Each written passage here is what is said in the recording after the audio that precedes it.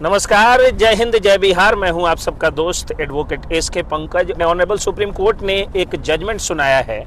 वो जजमेंट जो है वो मुस्लिम महिलाओं के लिए बिल्कुल ठीक उसी तरह से बहुत ही ज़्यादा कारगर और फायदेमंद हो रहा है जिस तरह से 3 तलाक का हटना हुआ। दरअसल सीआरपीसी की धारा 125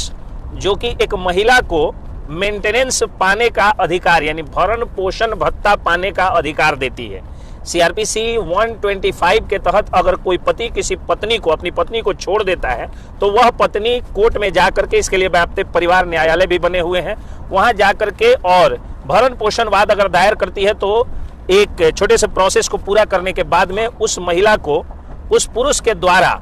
जीवन यापन करने के लिए गुजारा भत्ता, भरण पोषण भत्ता देय होता है,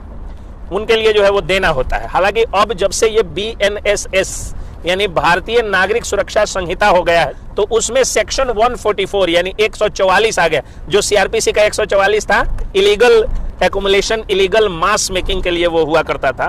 तो वो अब हो गया है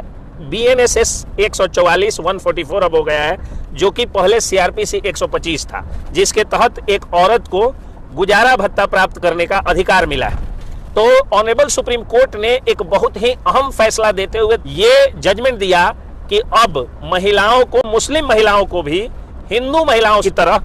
भरण पोषण भत्ता प्राप्त करने का अधिकार होगा। तो अब मेंटेनेंस जो है ठीक उसी तरह से यानी BNSS 144 के तहत अब मुस्लिम महिलाएं भी भरण पोषणवाद फाइल कर सकती है और उनके पतियों को अगर गलत तरीके से वो छोड़े हुए हैं तो उनको यह भरण पोषण भत्ता जो है वो देय होगा, मेंटेनेंस उनको देना होगा। अगर